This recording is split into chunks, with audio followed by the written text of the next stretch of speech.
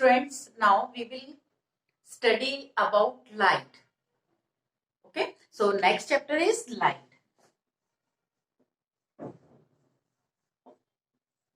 Means more about light. Okay, so how we can see any object? Okay, those bodies which are called luminous bodies means they emit radiations, they emit rays, they emit light. उनसे खुद ही light निकल रही है, उनसे खुद ही एक raise निकल रहे हैं, वो इमिट कर रहे हैं, तो वो भी एक एनर्जी है लाइट. तो उस वजह से हमें वो चीजें दिखती हैं, वो ऑब्जेक्ट्स दिखते हैं. फॉर एग्जाम्पल स्टार है ना, सन क्या है, स्टार है, हमें दिख रहा है सन, उससे लाइट इमिट हो रही है, वो रेडिएट कर रहा है. तो वो सारे बल्ब, इलेक्ट्रिक बल्ब देख लीजिए आप. कुछ इंसेक्ट्स होते हैं जो लाइटनिंग इंसेक्ट कहलाते हैं, जिसे आपने सुना होगा जुगनू, तो वो लाइट प्रोड्यूस करते हैं. तो these are called luminous bodies. तो ल्यूमिनस बॉडीज की अपनी खुद की लाइट होती है, वो अपने में से रेडिएट करते हैं, इमिट करते हैं. ठीक है, लेकिन हम कुछ बॉडीज को नहीं देख पाते हैं. यदि डार्क में आपने, ये पेन है, इसे यदि आपने डार्क में रखा, आपकी बुक है, यदि आप डार्क में रखोगे और फिर आप उसे देखने की कोशिश करोगे, तो you can't able to see their letters और दिस पेन. कुछ भी नहीं देख पाओगे आप यदि पूरा डार्क है तो एक्चुअल में हम कैसे देख पाते हैं? तो जो लाइट है उसकी हेल्प से हम देख पाते हैं. आप बल्ब ऑन कर दीजिए, स्विच ऑन करिए, आप देखेंगे जैसे ही लाइट जलती है आपको हर एक चीज क्लियर दिखने लगती है. ऐसा क्यों हुआ? क्योंकि किसी भी सरफेस से इस पेन पे जो लाइट पड़ रही है वो इससे रिफ्लेक्ट हो रही है, और रिफ्लेक्ट होने के बाद आपके आईज में जा रही है. ठीक है, तो आपको वो चीज दिख रही है.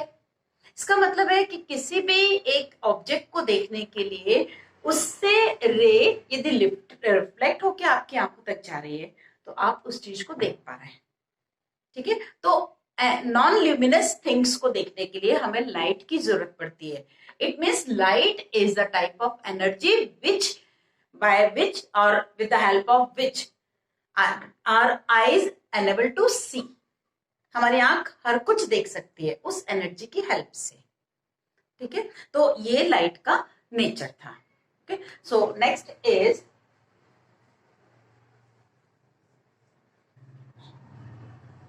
Reflection of light. Okay, light की कुछ प्रॉपर्टीज हैं. ठीक है, एक फिनोमेना होता है रिफ्लेक्शन, जिसकी वजह से आप देख पा रहे थे.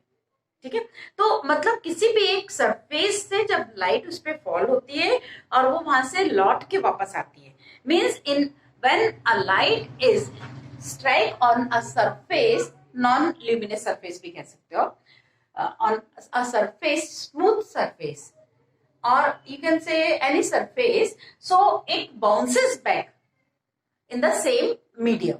जिस मीडियम से आ रही है उसी मीडियम में भी वापस लौट जाती है और उससे स्ट्राइक करके, तो वो कहलाता है reflection. Okay, for example when we take a mirror. Okay, mirror, एक सरफेस मिरर की जो होती है वो पॉलिश्ड होती है. Suppose this manner shows the rough surface, rough surface of mirror, means हमने पॉलिश किया हुआ है. ओके, और ये smooth surface of mirror, mirror smooth surface of mirror. ठीक, draw a point in between the paper. You will take one sheet, white sheet, plain sheet, and mark a line with the help of pencil and put mirror straight on that line. उस line पे आपने mirror को रखा हुआ है. Okay, and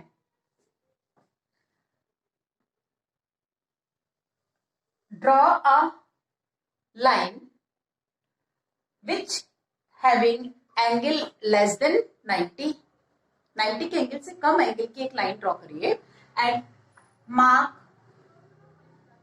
2 dots and put paper pin on that marks. आपने उस पे 2 पेपर पिन लगा लिए. ठीक है, then after that you will see from this side.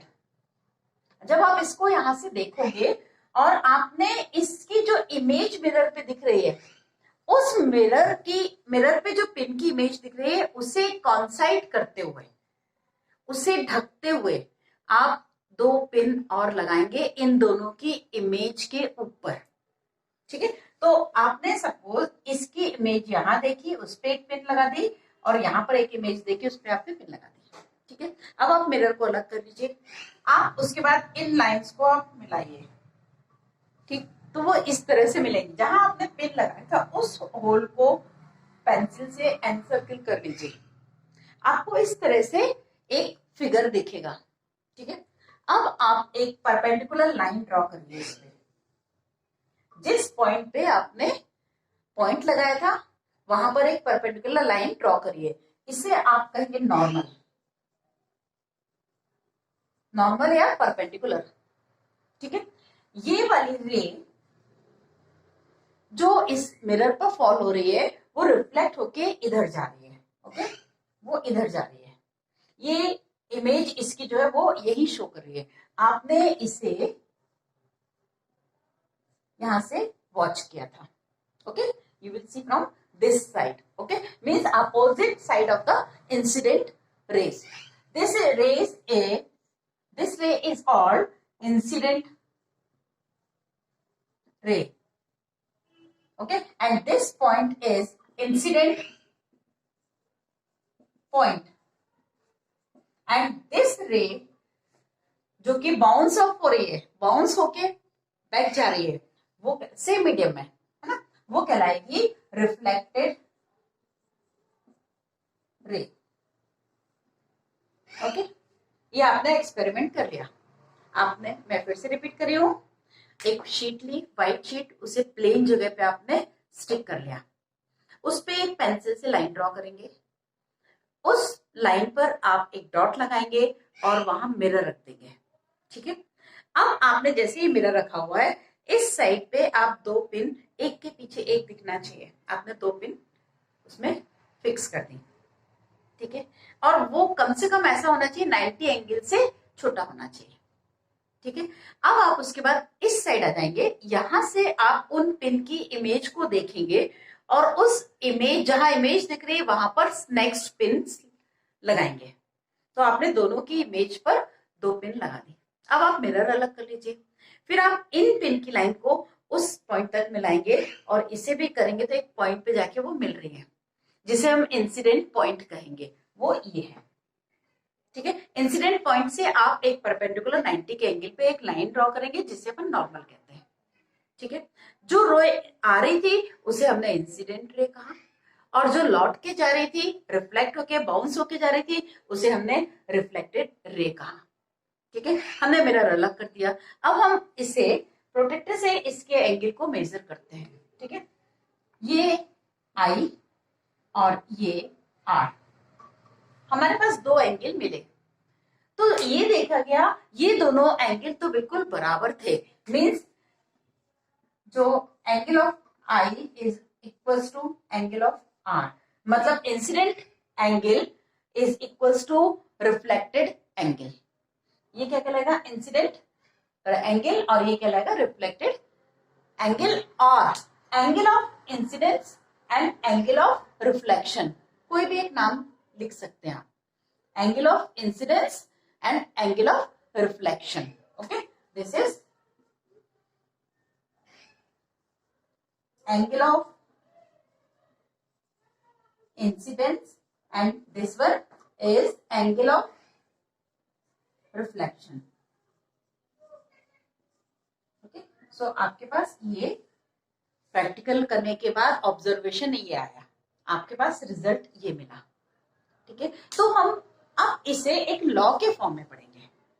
तो next is law of reflection. Okay,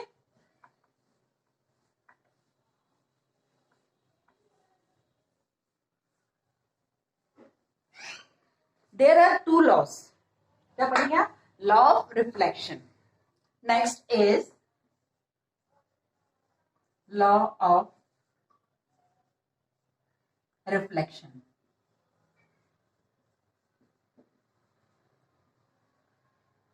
law of reflection. Okay, there are two laws. First, in case of reflection of light, incident ray, normal and reflected ray.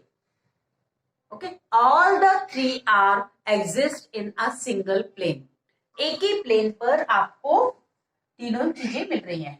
ये normal है, ये reflected ray है और ये incident ray है. ये एक ही plane पर है. ठीक है, फर्स्ट लॉ ये. And second law says that the angle of reflection is always equals to the angle of incidence in same medium. ठीक है, क्योंकि रिफ्लेक्शन हमने क्या कहा, उसी मीडियम में बाउंस वापस होके आ रही है लाइट. ठीक है, तो मीडियम आप नहीं भी बोलेंगे सेकेंड लॉ में तो भी चलेगा, क्योंकि हमने इसी फिनोमेना को रिफ्लेक्शन कहा है. तो अब आप क्या बोलेंगे, इंसिडेंट रे का जो एंगल है और रिफ्लेक्टेड रे का जो एंगल है, बोथ आर इक्वल. तो ये सेकेंड लॉ ऑफ रिफ्लेक्शन था. ठीक है,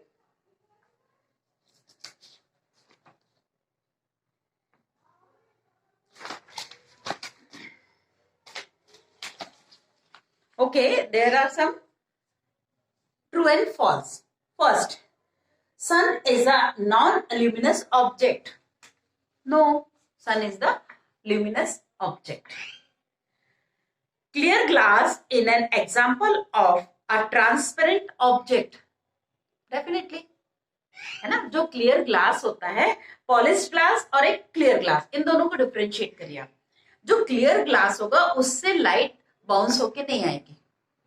ठीक है, बट जो पॉलिश्ड ग्लास होता है जैसे कि मिरर, उससे लाइट रिफ्लेक्ट होके आती है, क्योंकि उसके बैक से, उसके आगे उसको क्रॉस करके लाइट जा ही नहीं पाती, क्योंकि वो पॉलिश है ना. Next, the changing of the direction of light by a surface is called reflection of light. सीधी सी बात है, उसका डायरेक्शन ही चेंज हो गया. पहले वो इस डायरेक्शन में मूव कर रही थी, अब वो इस डायरेक्शन में मूव कर रही है. इसे अपन क्या बोलते हैं, reflection. Okay, all objects reflect the same amount of light. No, क्या हर ऑब्जेक्ट सेम अमाउंट में लाइट को रिफ्लेक्ट करता है? यदि ऐसा होता तो हर ऑब्जेक्ट मिरर जैसा होता. ठीक है, आपने देखा होगा वॉल से रिफ्लेक्शन कम होता है. क्लोथ ले लो, कपड़े ले लो, उनसे रिफ्लेक्शन अलग होता है. रफ सरफेस से रिफ्लेक्शन अलग होगा, स्मूथ सरफेस से अलग एक्सटेंट में होगा. माइका देखिए कितना शाइन करेगा. ठीक है, और एक वुड का पीस ले लीजिए, या हम ये बोलते हैं मैट फिनिश का एक माइका ले लीजिए और एक स्मूथ माइका ले लीजिए, वहीं पर आपको डिफरेंस समझ में आ जाएगा. ठीक है, रिफ्लेक्शन का. First law of reflection state that angle of incidence is always greater than the angle of reflection. No, false. Law क्या कह रहा है, angle of reflection is always equals to the angle of reflection. Okay. Next, reflection on a plane mirror. अब आप plane mirror में क्या reflection के points देख सकते हैं? सिंपल, आप डेली मिरर देखते हैं, है ना. तो मिरर में क्या होता है, मिरर में हमारी इमेज इरेक्ट बनती है. हम जैसे दिख रहे हैं, जैसा जो ऑब्जेक्ट होता है उसकी इमेज बिल्कुल वैसे दिखती है. ठीक है, साइज भी वही रहेगा, है ना, साइज भी उसका वही रहेगा. बल्कि एक आपने चेंज देखा होगा, आपका राइट हैंड लेफ्ट साइड दिखता है, मतलब लेटरली इन्वर्जन हो जाता है. मिरर की जो इमेज होती है वो हमेशा लेटरली इन्वर्टेड होती है. लेटरली इन्वर्टेड होना मतलब साइड से घूम जाना. जैसे ये पेन है ना, इसका ये इस तरफ में है. ठीक है, तो ये लेटरली इन्वर्टेड मतलब ऐसे दिखेगा आपको मिरर में. ठीक है, ऐसा नहीं होगा कि इन्वर्टेड हो गया तो बिल्कुल ऐसा दिखेगा. ठीक, तो जैसे कि आपने पी बनाया, ये पी है ना, और हमारे पास ये बीच में हमने मिरर रखा है, तो इसकी इमेज कैसी दिखेगी, ऐसी दिखेगी. ठीक, एक ही इमेज तो आपको ऐसी ही दिखेगी, कोई दिक्कत नहीं. लेकिन यदि हम ए में यहाँ कुछ कर देते हैं तो वो इस साइड में दिखेगा, मतलब लिटरली इन्वर्टेड होना. आपने एक हाफ सर्किल लिया, इसकी इमेज कैसी दिखेगी, ऐसी दिखेगी, तो ये इन्वर्टेड हो रही है. ठीक है, तो इस तरह से ये जो प्लेन मिरर है उनकी इमेजेस अलग अलग होती है. क्लियर हुआ इतना? सो a mirror with a flat reflecting surface is called a plane mirror. तो अब हम टाइप ऑफ मिरर की बात करें तो मिरर कैसे होते हैं? एक प्लेन मिरर होता है जिसकी फ्लैट सरफेस होती है। एक मिरर ऐसे भी होते हैं जिनकी सरफेस, ये तो फ्लैट मिरर हो गए, प्लेन मिरर हो गए। कुछ ऐसे भी मिरर होते हैं जिनकी सरफेस इस तरह से होती है, ठीक। कुछ ऐसे भी मिरर मिलेंगे जिनकी सरफेस ऐसी मिलेगी, ठीक है। आपने देखा होगा जो गाड़ियों में जो मिरर रहता है उसकी सरफेस फ्लैट नहीं होती है, ठीक है। तो ये इमेज को बड़ा और छोटा कर सकते हैं। इसमें इमेज आपको बड़ी दिखेगी, इसमें इमेज आपको छोटी दिखेगी, ठीक है। और प्लेन मिरर में बिल्कुल वैसे दिखेगी जैसा जितना बड़ा ऑब्जेक्ट होता है, ठीक है। आपने देखा होगा एम्बुलेंस, ठीक है। एम्बुलेंस जो होती है उसमें सामने एम्बुलेंस की स्पेलिंग उल्टी लिखी रहती है, ठीक है ना। उसके लेटर्स रिवर्स ऑर्डर में रहते हैं। क्यों? क्योंकि जब उसमें देखेंगे, क्योंकि हमने बोला लेटरली इन्वर्टेड होगा, तो जब आप मिरर में देखेंगे तो आपको दिख जाएगा कि हाँ पीछे से एम्बुलेंस आ रही है, क्योंकि आप उसको क्लियर पढ़ पाएंगे, ठीक है। तो आपके मिरर में वो एम्बुलेंस पूरा दिखेगा, लिखा हुआ सीधा, बट वो लिखा उल्टा होता है। तो उसका रीजन ये है क्योंकि वो बहुत सेंसिटिव पीरियड रहता है जब हमें एम्बुलेंस को साइड देना होती है। तो कई बार पीछे से कोई हॉर्न भी बजा रहा है मान लो, तो अपन सोचते हैं चलो ठीक है, लेकिन हम अपने मिरर में से देख सकते हैं कि नहीं पीछे एम्बुलेंस आ रही है, हमारी ड्यूटी बनती है हम उसे साइड देते हैं, ठीक है। तो ये मिरर का कंसेप्ट था। मिरर में जो इमेज होती है वो वर्चुअल होती है। अब वर्चुअल इमेज का मतलब ये है कि आप उसे स्क्रीन पे नहीं ले सकते हैं, है ना। आप उसे स्क्रीन पे नहीं ले सकते हैं। मीन्स आप सोचे कि यदि आपने मिरर के सामने खड़े हो और आप अलग हो जा रहे हैं तो उसमें आपकी इमेज बनी रहे, नहीं, तो इसको बोलते हैं वर्चुअल इमेज। तो हमेशा उसकी इमेज, मिरर में जो इमेज बनती है वो वर्चुअल बनती है, ठीक है। Next topic is type of reflections, okay. Types of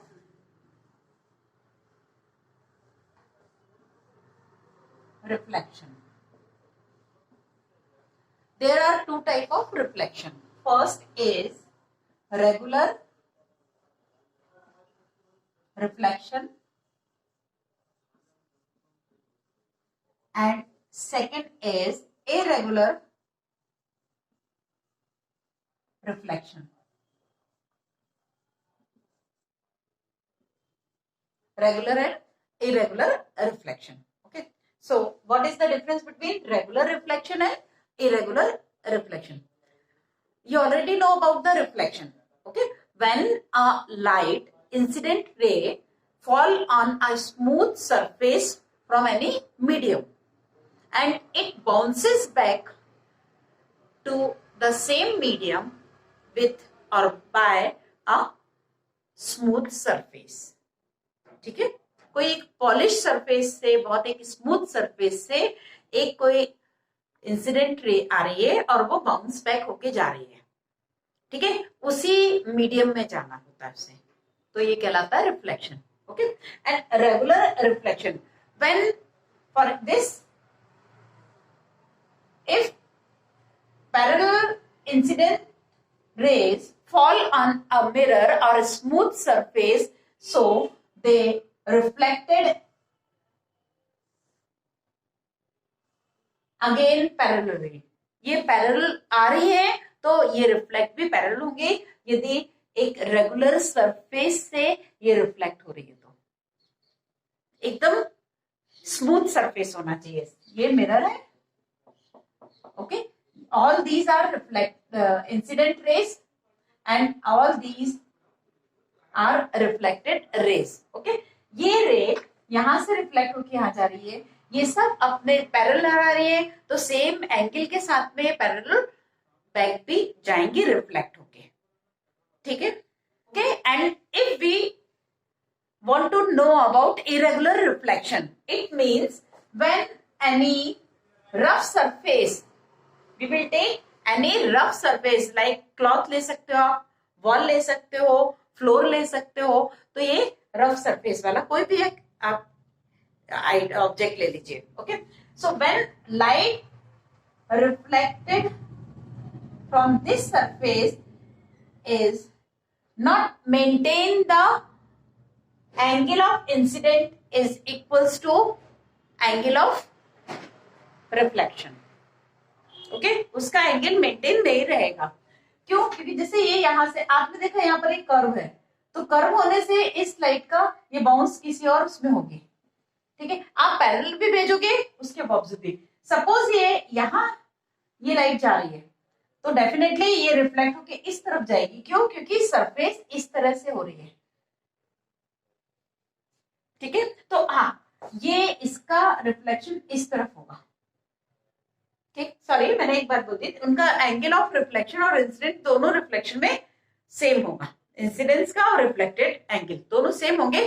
but हम ये मान के चल रहे हैं कि ये जो लाइट बाउंस होके जा रही है ये डायरेक्शन इसका अपोजिट तो होगा. दोनों एंगल सेम तो रहेंगे, ये लॉ का फॉलो तो करेंगे.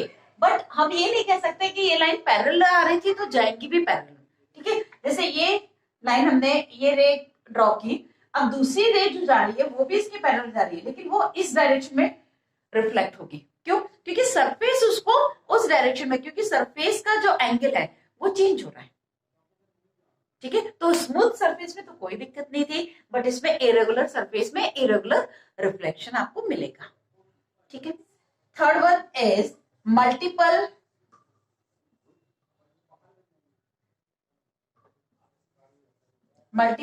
रिफ्लेक्शन.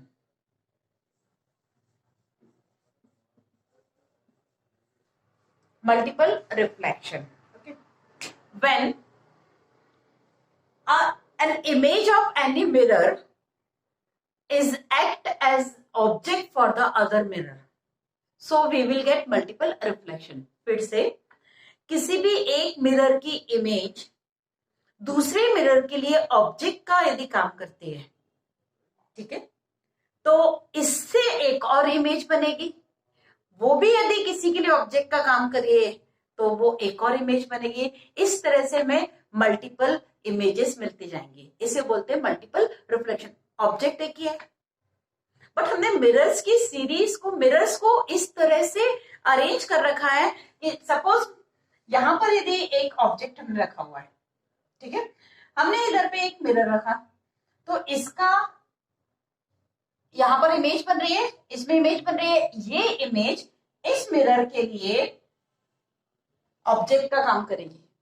ये जो इमेज इसमें बन रही है वो इस मिरर के लिए, ये भी मिरर है ये भी मिरर है, ऑब्जेक्ट का काम कर रही है. अब मान लीजिए इससे जो लाइट जा रही है वो हो सकता है इस मिरर को हमने ऐसा रखा हुआ है, तो अब ये वाली रिफ्लेक्टेड रे जो है इस मिरर के लिए ऑब्जेक्ट का काम करेगी. तो एक ही ऑब्जेक्ट की इतनी सारी इमेजेस मिल रही हैं. आपने कहीं देखा होगा यदि हम दो मिरर को पैरेलल रख देते हैं और बीच में कहीं हम एक ऑब्जेक्ट रख देते हैं तो हमें इनफाइनाइट इमेजेस मिलती हैं. क्यों? क्योंकि इसकी इमेज यदि यहाँ बन रही है तो वो यहाँ पर रिफ्लेक्ट करेगी, इसके लिए ऑब्जेक्ट का काम करेगी, और इसकी इमेज इस मिरर पे बन रही है तो वो इस मिरर के लिए ऑब्जेक्ट का काम करेगी. तो इस तरह से मल्टीपल मतलब इनफाइनाइट हमें इमेजेस मिल सकती हैं. तो फिर हम कैसे चेक करेंगे कि नंबर ऑफ इमेजेस कितनी बन रही हैं? ठीक है, तो मिरर के इंक्लिनेशन एंगल पे डिपेंड करेंगी कि जो हमने मिरर को सेट कर रखा है उनको कितना झुकाया हुआ है, उनका इंक्लिनेशन कितना है, इस बात पे नंबर ऑफ इमेजेस डिपेंड करेंगी. So for this we have a formula, n is equals to n means number of images.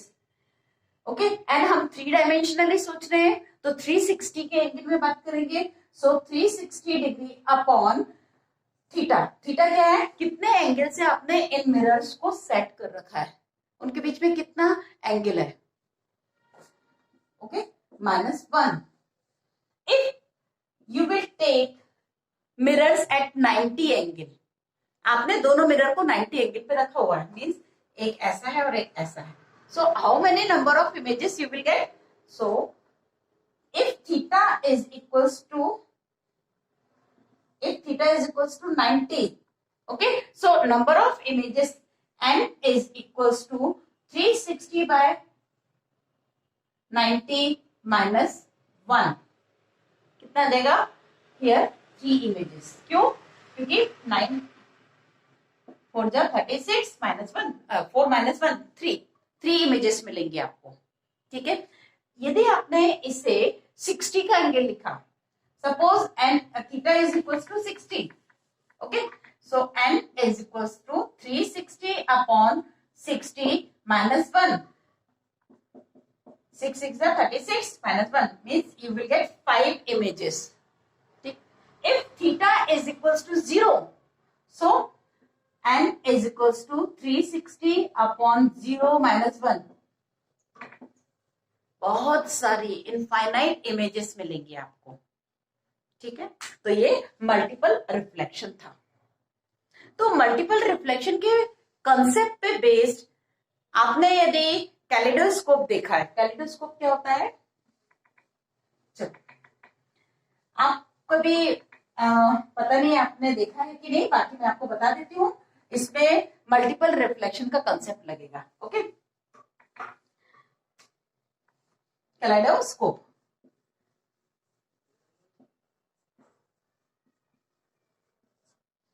एक होता है पेरिस्कोप। ठीक है, कैलिडोस्कोप क्या है? एक सिलिंड्रिकल बॉक्स रहता है। ठीक है, एक सिलिंड्रिकल पाइप जैसा है, उसमें 60 के एंगल पे, मतलब ये यदि सपोज पाइप लिया हुआ है, यहां से बंद कर देंगे इसे, इसमें 60 के एंगल पे हम 3 मिरर्स को लगा देंगे।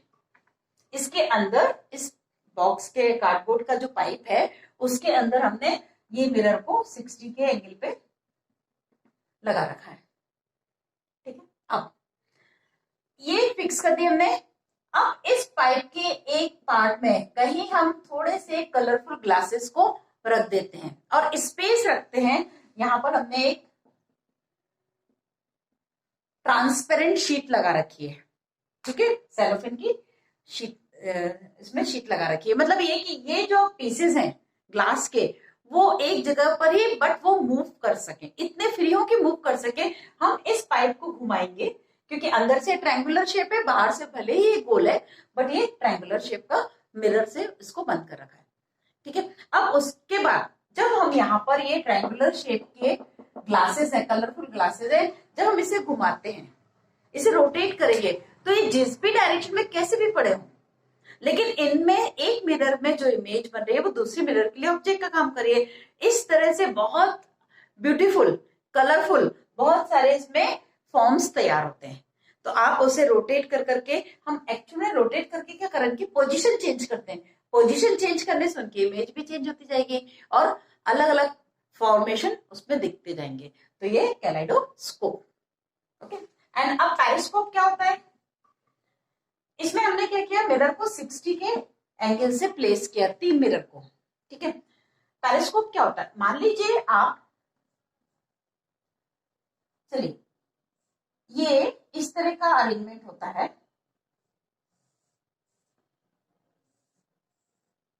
इस तरह का जेड शेप में आपने एक पाइप लिया हुआ है। ठीक है, यहां पर यदि आप यहां बैठे हुए हैं, ये सबमराइन्स में यूज होता है ना। मान लीजिए आप बहुत अंदर डीप वाटर में हैं और आपको ऊपर सरफेस पे क्या चल रहा है ये पता करना है, या आप ऊपर नहीं जा सकते हैं और टेरेस के ऊपर क्या चल रहा है आपको ये देखना है, इसके लिए आप ये पेरिस्कोप का यूज कर सकते हैं। कैसे? आपने यहाँ पर एक मिरर लगाया, ठीक है, ये मिरर, यहाँ जो भी कुछ हो रहा है, जो भी ऑब्जेक्ट है, उसकी इमेज यहाँ पड़ेगी। ठीक है, उस इमेज, सॉरी, उसका इंसिडेंट रे यहाँ आएगी। अब वो यहाँ पर फॉल होगी और ऑलरेडी हमने एक मिरर अपोजिट डायरेक्शन में सेम एंगल पे लगा रखा है, तो वो यहाँ पर आएगा उसकी इमेज। ये जो इमेज है, इसकी इमेज यहाँ बन रही है। इस मिरर के लिए, इस मिरर के लिए वो इमेज ऑब्जेक्ट का काम कर रही है और ये रिफ्लेक्ट होकर यहाँ आएगी। तो हम यहां से देख सकते हैं, आप यहां से देख सकते हैं कि वहां क्या हो रहा है। तो ये क्या हो रहा है, हमने मिरर्स को सेट करके 45 के एंगल पे इस पे लगा है, यहाँ पर हमने 60 के एंगल पे रखा है। तो इस तरह से हम ऑब्जेक्ट को देख सकते हैं, क्योंकि हमारे लिए डायरेक्ट इसको देखना पॉसिबल नहीं था, तो हम ये पेरिस्कोप की हेल्प से उसे देख सकते हैं। ठीक है, आप यहाँ की चीज देखना चाहते हैं यहाँ की देख लो, आप नीचे की चीज देखना चाहते हैं आप इसे पलट लो। जब आप इसे इन्वर्ट करोगे तो डेफिनेटली यहाँ की इमेज यहाँ बनेगी, इसकी इमेज यहाँ बनेगी और आप तक आ जाएगी। तो सिंपल से तो कंसेप्ट है इसमें। ठीक है, तो ये मल्टीपल रिफ्लेक्शन के कारण ही पॉसिबल है। Now fill in the blanks. A mirror with a flat reflecting surface is called a plane mirror. ठीक है, जिसकी फ्लैट है सरफेस, रिफ्लेक्टिंग सरफेस, उसे अपन क्या बोलते हैं? Plane mirror. पॉलिश्ड सरफेस और उसके अपोजिट होती है reflecting surface. Okay, next, image formed by a plane mirror is erect, virtual. जो इमेज बनती है वो वर्चुअल बनती है, इरेक्ट बनती है, सेम साइज की बनती है। ओके, और लिटरली इन्वर्टेड होती है। ठीक, right side of the image formed by a plane mirror appears to be left side of the object. तो ऑब्जेक्ट के लेफ्ट साइड में दिखती है उसकी राइट साइड। ठीक है, if the angle of inclination between two mirrors is dash then image infinite images में form. Zero, zero angle होना मतलब पैरेलल, दोनों पैरेलल होंगी। ठीक है, अभी आपको बताया मैंने, ये दोनों मिरर के बीच में इंक्लिनेशन जीरो है, इसका मतलब ये दोनों पैरेलल है, तो इनफाइनाइट इमेजेस फॉर्म होंगे। The principle of forming image is used in a kaleidoscope. Multiple reflection, कौन सा प्रिंसिपल यूज हो रहा है वहां? कैलेडोस्कोप में मल्टीपल रिफ्लेक्शन वाला प्रिंसिपल यूज हो रहा है। ठीक है, मतलब रिफ्लेक्शन तो हो रहा है लेकिन कौन सा वाला? Multiple reflection. ओके।